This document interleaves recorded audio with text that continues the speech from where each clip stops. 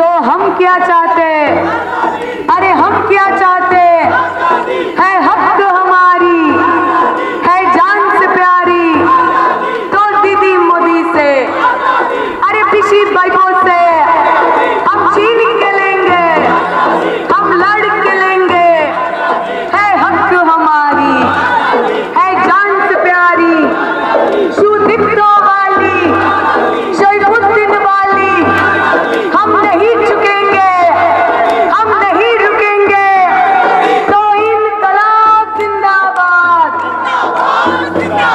तो बम कांग्रेस को जिंदाबाद। Thank you. साथी सभापति, मंचे उपस्थित এই অঞ্চলের বাম কংগ্রেস নেতৃত্ব, আমার মাইকের আওয়াজ যতদূর পর্যন্ত পৌঁছচ্ছে প্রত্যেকে আমাদের তরফ থেকে সংগ্রামী অভিনন্দন। লাল সেনা। প্রথমেই আমাদের আজকে যখন এখানে সভা শুরু হচ্ছিল, মানুষ জেঠু বলছিলেন এখানে এই অঞ্চলের অনেক পুরনো দিনের নেতা, আমাদের লড়াই আন্দোলন সংগ্রামের অভিভাবক। অনেক সময় হয় আবেগের বশে আমরা যারা এই প্রজন্মের ছেলেমেয়েরা আমরা ভুলে যাই যে কখন কোনটা সমীচীন। আমি আশা করব আগামী দিনে যদি যে কোনো বক্তাই হন না কেন, কেউ যদি বক্তব্য রাখেন, আমার সবচেয়ে জনপ্রিয় নেত্রীও যদি সেই সময় মাঠে আসেন, আমরা কখনো এমন কিছু করব না যাতে আমার বক্তার বক্তব্য কোনো রকমভাবে গন্ডগোল হয়। কারণ তৃণমূল আর আমাদের মধ্যে পার্থক্য কিন্তু ওইটাই, আমাদের কাছে ব্যক্তির চাইতে আমার রাজনৈতিক আদর্শ, আমার রাজনৈতিক শৃঙ্খলা, আমার রাজনৈতিক ডিসিপ্লিন সেইটা প্রাইমারি। সেইটাতে যদি আমরা ওদের মতোই একরকম হয়ে যাই তাহলে তো ওদের আর আমাদের মধ্যে পার্থক্য থাকবে। আমি বিশ্বাস করি যারা আমরা প্রত্যেকেই খুব আবেগের জায়গা থেকে, ভালোবাসার জায়গা থেকে লাল ঝান্ডার রাজনীতি করি, আমাদের প্রত্যেকের আবেগের মধ্যে এতটুকু, তিনি কাঁচা চুলের মানুষ হন, সাদা চুলের মানুষ হন, কারুরই তার মধ্যে এতটুকু খাদ মেশানো নেই। আমাদের আবেগ, আমাদের ভালোবাসা, সেই সমস্তটাকে মর্যাদা দিয়ে আমরা যেন বামপন্থী মতাদর্শের প্রতি অবিচল থাকতে পারি, তার প্র্যাকটিস, তার চর্চা আমাদের প্রত্যেকদিন করতে হবে। এখন আমি যখন আসছিলাম এখানে, আমাকে আনতে গেছিলেন কমরেডরা বাইকে করে, বাইকের মধ্যে লাল ঝান্ডা লাগানো, বহু মানুষ খুব অবাক চোখে দেখছে, ওরে বাবা বাইকে করে এতগুলো লাল ঝান্ডার ছেলে মেয়েরা যাচ্ছে কোথায়, কাদের নিয়ে যাচ্ছে? মানুষের মধ্যে একটা আশ্চর্য ব্যাপার ছিল।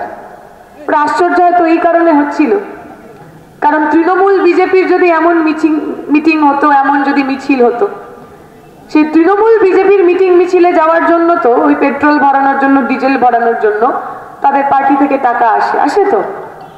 আর আমাদের কমরেডরা যখন কোনো সভায় যান, কোনো মিছিলে যান, তারা যখন তার বাইকের সাথে, সাইকেলের সাথে লাল ঝান্ডাটা শক্ত করে বাঁধে, তার ওই গাড়ির যে পেট্রোল, ওই গাড়ির যে ডিজেল, সেটা হচ্ছে নিজের পকেট থেকে নেন, পার্টি থেকে নেন না।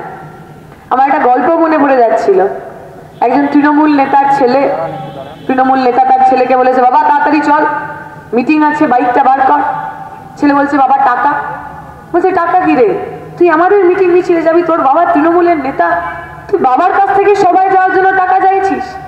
বলছে, বাবা কারণ আমিও জানি ওপর তলা থেকে আমাদের সবাইকে টাকা দেওয়ার জন্য টাকা তো তোমার পকেটেও এসছে, আমায় না দিলে তুমি তো আমার ভাগটাও খেয়ে নেবে, তাই এইসব আমাকে বলে লাভ নেই, যে টাকাটা আমার জন্য এসছে, আমাদের বাইক পিছু এসছে, সেই টাকাটা আমাকে দাও। তৃণমূল বিজেপিতে এগুলো হয়, কারণ ওদের কাছে রাজনীতি মানে তো কোনো আদর্শ জায়গা থেকে রাজনীতি না। ওদের কাছে রাজনীতি করা মানে দিন বদলের স্বপ্ন নিয়ে রাত্রিবেলা ঘুমাতে না পেরে রাজনীতি করতে আসা না। ওদের কাছে রাজনীতি মানে কমরেড সুদীপ্ত গুপ্তর মৃতদেহ ছুঁয়ে শপথ করে আসা, যে যতদিন আমার শরীরের শেষ রক্তবিন্দু থাকবে ততদিন সুদীপ্ত গুপ্তর স্বপ্নকে সঠিক করে যাওয়ার জন্য, সাকার করার জন্য লড়াই করব, তা তো নয়। ওদের কাছে রাজনীতি মানে, পলিটিক্স মানে পয়সা কামানোর পরিসর, পয়সা কামানোর জায়গা, কোথায় গেলে পয়সা কামানো যায়, রাজনীতি করলে কোন দাদার সঙ্গে বেশি ঘুরলে কত বেশি টাকা কামানো যায়।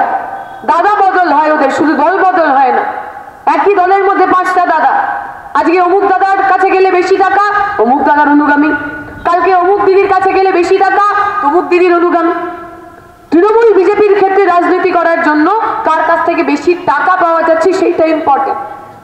কিন্তু আমরা যারা লাল ঝান্ডা রাজনীতি করি, আমাদের জন্য রাজনীতি কখনোই পয়সা কামানোর জায়গা হয়নি, কেরিয়ার বানানোর জায়গা হয়। রাজনীতি করা মানে দিন বদল, রাজনীতি করা মানে সমাজ বদল, রাজনীতি করা মানে গরিব খেটে খাওয়া মানুষ, যে মানুষ ফসল ফলান, শ্রম দান করেন, ঘামে রক্তে আমার আপনার বাড়িতে খাবার পৌঁছে দেন, সেই মানুষের অধিকারের জন্য, হকের জন্য লড়াই। বামপন্থী রাজনীতি মানে বন্ধ কলকারখানার শ্রমিক, সেই পরিবারের ছেলেটা মেয়েটা যাতে ডাক্তার ইঞ্জিনিয়ার হতে পারে সেই স্বপ্ন দেখানোর লড়াই। আমাদের কাছে রাজনীতি মানে এইটা। তৃণমূল বিজেপি যারা করেন তারা বাড়িতে দুটো দুটো করে গেঞ্জি রেখেছে, একটা সবুজ গেঞ্জি, একটা কমলা গেঞ্জি। সোমবার দিন সবুজটা পরে, মঙ্গলবার দিন কমলা। ওই আমার একটা বন্ধু বলছিল যে তৃণমূল বিজেপি হলো সত্যিকারের গান্ধীবাদী লোক। আমি তো একটু ঘাবড়ে গেছি, তৃণমূল বিজেপি আবার গান্ধীবাদী? প্রতি নির্বাচনে লোকে মারধর করে, হিংসা করে, রক্তপাত করে, তারা আবার অহিংসার পূজারী হবে কি করে? বলছে না, তুই ঠিক বুঝতে পারিস না, এই গান্ধীবাদী সেই গান্ধীবাদী না। এই গান্ধী হলো নোটের ওপর গান্ধীজির ছবি থাকে না, সেই গান্ধীবাদী।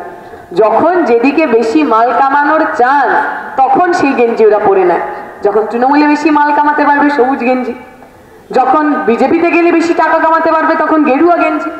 আমরা যারা এখানে বসে আছি, আমার সামনে যে কমরেডরা বসে আছে, 2011 সালের পর থেকে শত আক্রমণের পর, শত প্রলোভনের পর আমার বাড়িতে একটাই গেঞ্জি আছে, সেই গেঞ্জিটার রং লাল।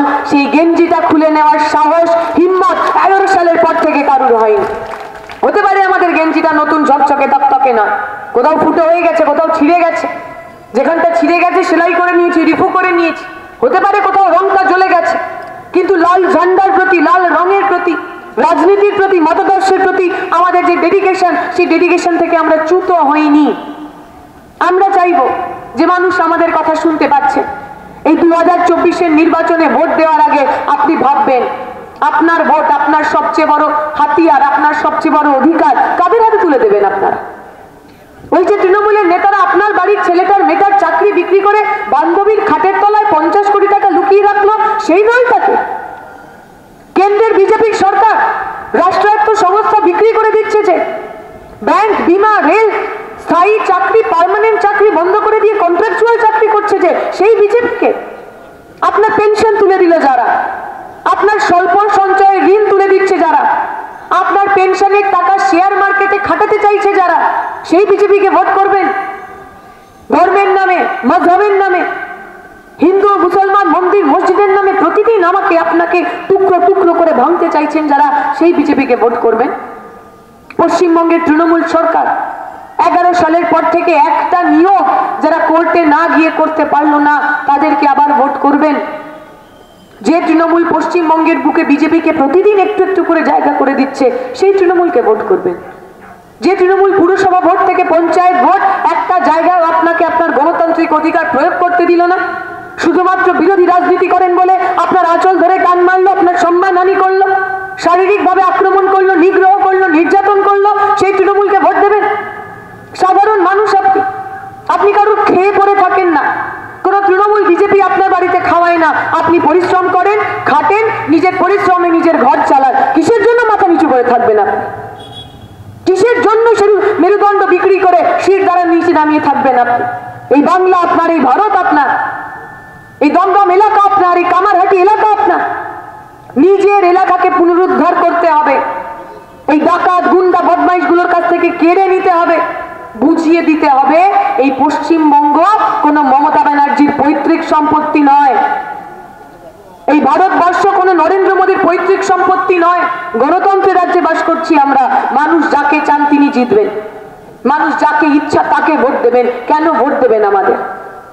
আমরা আপনাকে ধর্মের জন্য ভোট দিতে বলবো না, আমরা বলবো না कि देखो भैया हमने अयोध्या में राम मंदिर बना दिया है, हमने राम मंदिर बनाया है इसलिए हमें ভোট করো। অথবা আমরা বলবো না আমরা দীঘাতে জগন্নাথ মন্দির বানিয়ে দেব তাই কারণে আমাকে ভোট করুন। পশ্চিমবঙ্গের বুকে মন্দির মসজিদ তৃণমূল বিজেপির জন্মের অনেক আগে থেকেছি। এই আপনার এলাকায় এতগুলো দুর্গাপূজা হয়, দরকার পড়েছে নাকি কোনো সিপিএম, তৃণমূল, কংগ্রেস, বিজেপি? পাড়ার লোক সার্বজনীন দুর্গাপুজো করে, নিজের মতো করে চাঁদা দেন, যার সামর্থ্য 10 টাকার, যার সামর্থ্য 1000 টাকার, তিনি চাঁদা দেন, নিজের ইচ্ছায় চাঁদা দেন। পাড়ায় পাড়ায় দুর্গাপুজো হয়, পাড়ায় পাড়ায় কালী পুজো হয়, স্কুলে স্কুলে সরস্বতী পুজো হয়, লোকের বাড়িতে ছোট করে বড় করে লক্ষ্মী পুজো হয়, যার যেমন সাধ্য মতো। দরকার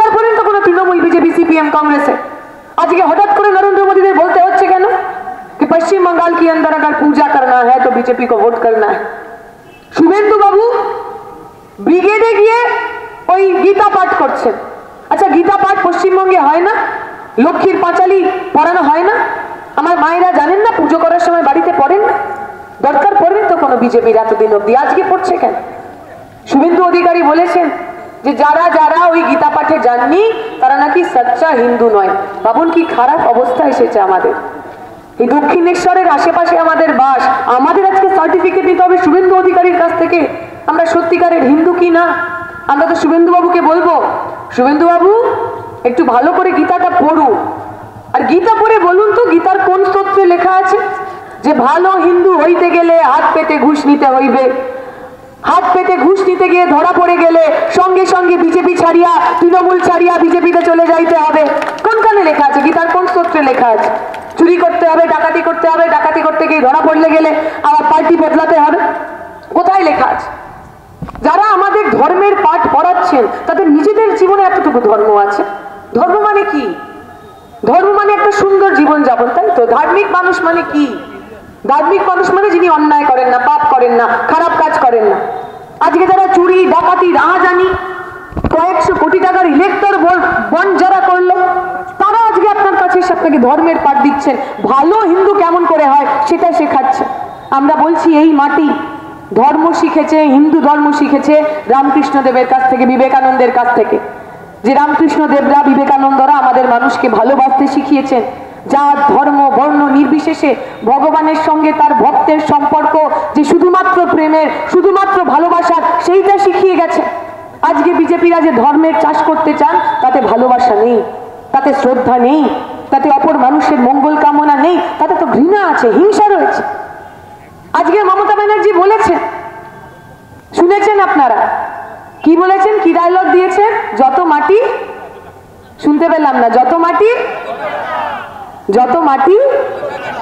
অনেকে বলছেন উনি হয়তো স্লিপ অফ টাং করে ফেলেছেন, ভুল করে বলেছেন। আমি বলছি একদম না, উনি খুব ভেবেচিন্তেই বলেছেন। সত্যিই তো, যত মাটি তত টাকা।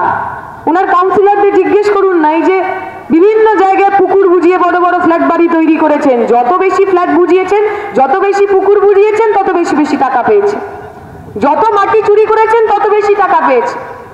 রামকৃষ্ণ দেবের বলে যাওয়া কথা যে টাকা মাটি, মাটি টাকা, মানেটা কি? মানে এই যে আমাদের দৈহিক জীবন, এই যে সাংসারিক জীবন, আমাদের মোহ, আমাদের মায়া, আমাদের লোভ লালসা, এগুলো ত্যাগ করার জন্য তো বলেছেন। বলেছেন যা মাটি তাই টাকা।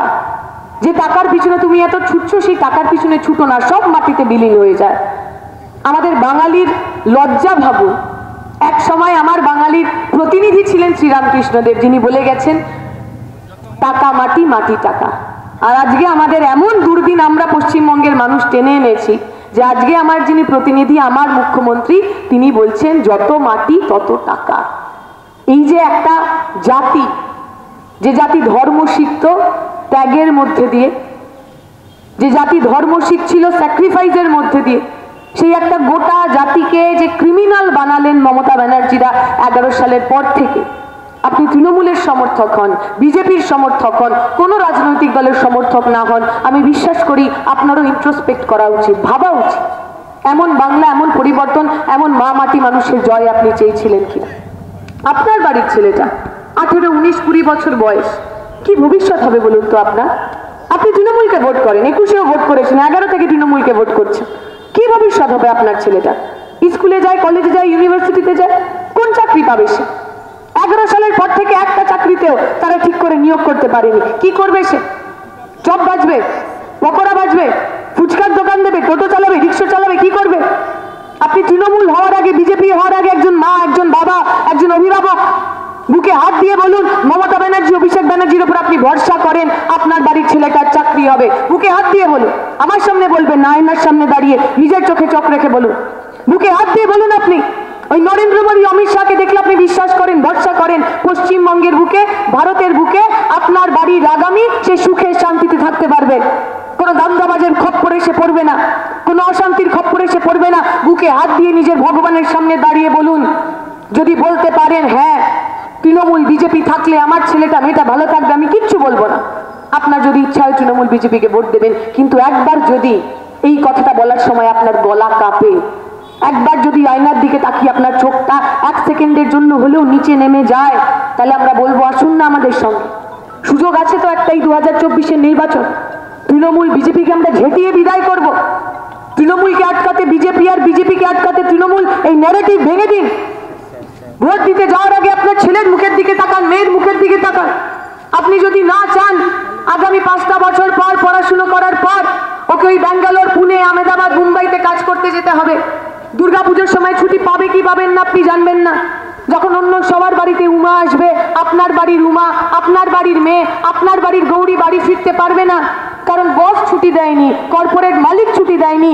আপনারা যদি সেই যন্ত্রণা থেকে মুক্তি পেতে চান তাহলে আসুক আগামী 1 তারিখ 2 নম্বর বোতাম টিপে তৃণমূল বিজেপির 2 নম্বরই চিরতরে বন্ধ করে দিন। পশ্চিমবঙ্গের বুকে, বাংলার বুকে আমার প্রজন্মের ছেলে মেয়েদের জন্য ভোট দিন। আমার প্রজন্মের ছেলে মেয়েদের কি অবস্থা, আমাদের তৃণমূল পরিবারের ছেলে মেয়েরা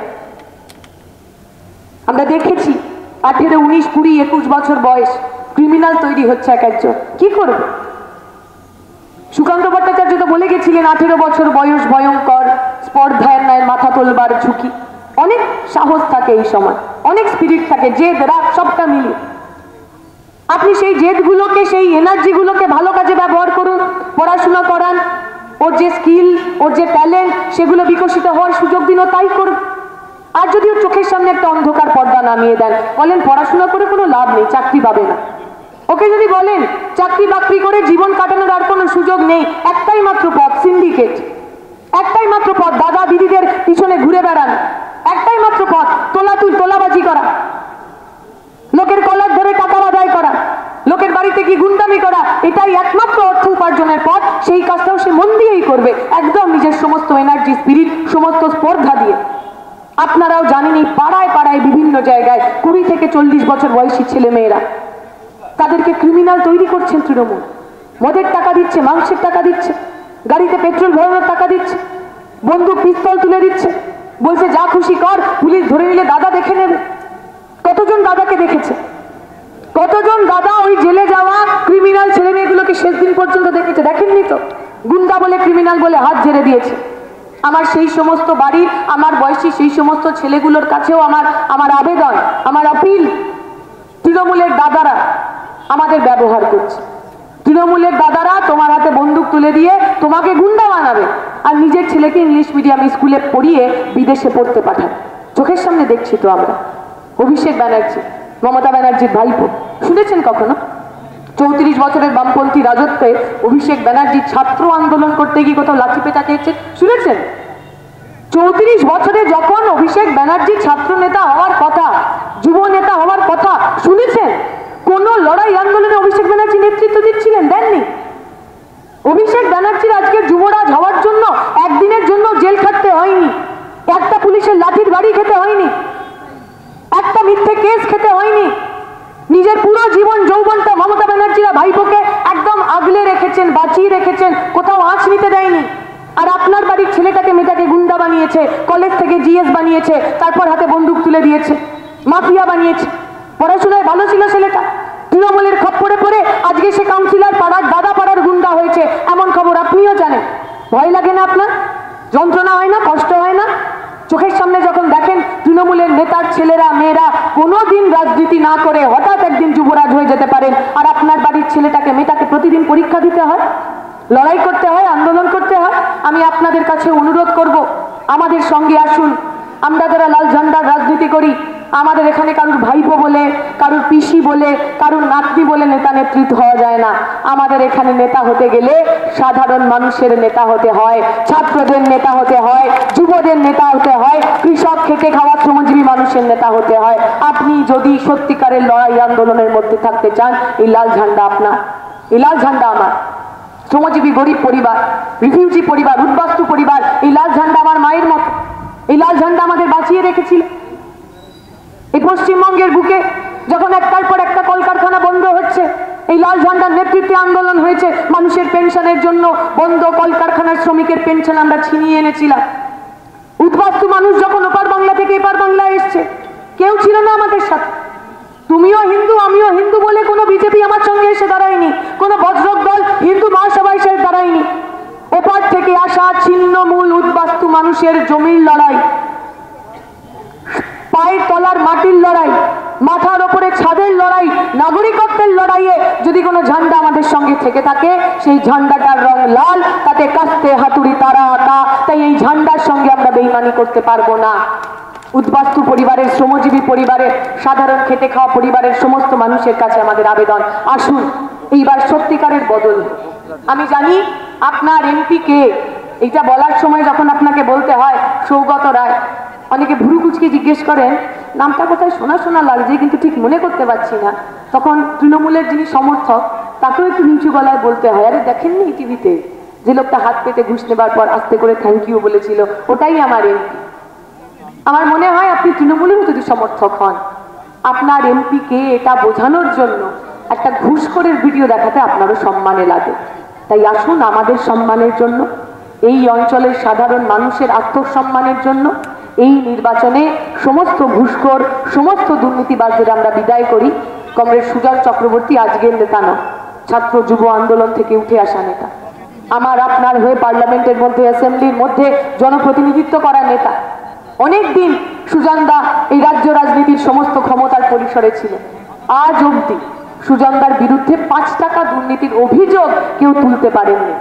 সুজনদার যে সাদা শার্ট, সেই সাদা শার্টটা এখনো ধবধবে সাদা, তাতে 5 টাকার দুর্নীতির কালি কেউ লাগাতে পারেননি, তাতে রক্তের দাগ কেউ লাগাতে পারেননি। তাই আমি আপনার কাছে আবেদন করব, আসুন আগামী দিনে আপনার আমার নেতা হিসাবে, আমার আপনার জনপ্রতিনিধি হিসাবে একজন সৎ স্বচ্ছ মানুষকে আমরা নির্বাচিত করি, যে মানুষ আমার আপনার লড়াই আন্দোলনের কথা, আমার আপনার আশার কথা, স্বপ্নের কথা, স্বপ্নভঙ্গের কথা পার্লামেন্টের মধ্যে তুলে ধরবেন। আমি আশা করব আমার কমরেডরা, এজেন্টরা যারা বুথে বসবেন, তারা যদি শেষ পর্যন্ত বুথ কামড়ে পড়ে থাকে, অনেকে ভয় পাচ্ছেন তৃণমূল মারবে, তৃণমূল শারীরিকভাবে আক্রমণ করবে, আন্দোলন করুক না, মারুক ওরা। এই একটা দিন যদি আপনি মার খেয়ে নেন, তাহলে বুঝবেন 4 তারিখ পর থেকে আপনি আবার পাল্টা দেওয়ার সুযোগ পাবেন। আপনি বেছে নিন আপনি কি করবেন। একটা দিন মার খাবেন, একটা দিন দাঁতে দাঁত চেপে পড়ে থাকবেন, নাকি আরো 5টা বছর, আরো 10টা বছর মার খেতে আপনি রাজি আছেন, কোনটা? একটা দিন যদি মার খান আর মার খেতে হবে না, মাথা উঁচু করে দাঁড়াবেন আপনি। এইবারের নির্বাচনে বুথ বাঁচান, এইবারের নির্বাচনে মানুষকে ভোট দিতে দিন। আমি কথা দিয়ে গেলাম, মানুষ যদি ভোট দিতে পারে, আগামী 4 তারিখ গঙ্গার এপার এবং গঙ্গার ওপার দুপারেই আমরা লাল আবির মেখে বিজয় মিছিল করব, কেউ আমাদের আটকাতে পারবে না। আমি আশা করব আগামী 4 তারিখ সেই লাল আবির মাখা বিজয় মিছিলে আমার আপনার দেখা হবে। আপনারা সবাই লড়াইয়ে থাকবেন, আন্দোলনে থাকবেন, কমরেড সুজনদাকে বিপুল ভোটে জয়যুক্ত করবেন, এই আশা রেখে, ভরসা রেখে বক্তব্য শেষ করছি। শুকরিয়া, ইনকালাব জিন্দাবাদ।